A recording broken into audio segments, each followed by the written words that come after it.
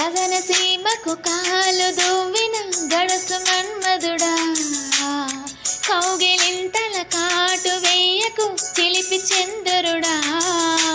వేవేల సొగసులు వెచ్చంగా పొదిగిన వయ్యారి ముందుండగా, మందార పెదవుల గంధాలు తీయక అయ్యారే ఉండేదిలా. అందుకో అదరమే హాయిగా ఏకమై ఘాటుగా అలవాటుగా చెరచాటుగా భామ, కీరవాణి రాగంలో పిలిచిందొక హృదయం, కొత్త కొత్త ఊహలతో వణికిందొక ఆదరం, గాలిలోన తేలిపోవు రాజహంసవు నీ వంట,